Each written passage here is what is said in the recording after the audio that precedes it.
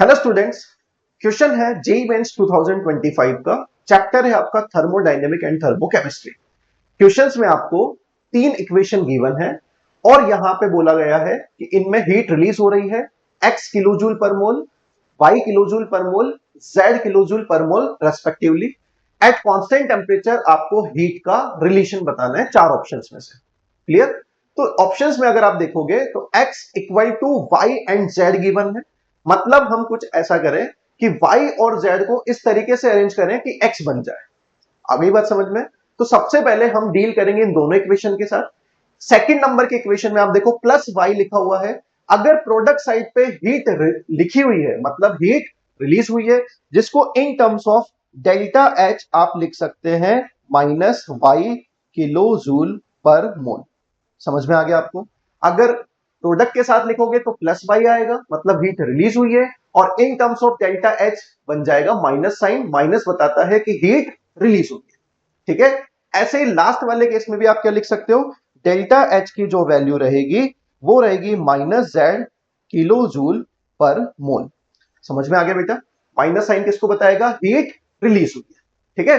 अब इन दोनों इक्वेशन से आपको फर्स्ट वाली इक्वेशन बनानी है। तो ध्यान से देखो कि कार्बन डायमंड को रखना है रिएक्टेंट साइड पे। तो इस वाली इक्वेशन को आप कुछ भी चेंज मत करो, एज इट इज इसको यहां पे हम लिख देते हैं।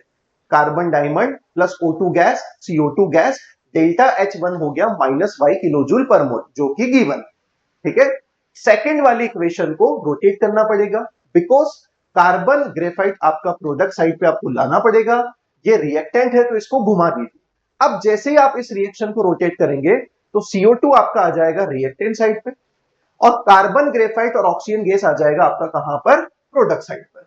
अब आपको पता होगा कि रिएक्शन को जब रोटेट करते हैं, रिवर्स करते हैं, तो डेल्टा एच के साइन में चेंज आ जाता है। मतलब माइनस है तो क्या बन जाएगा? प्लस।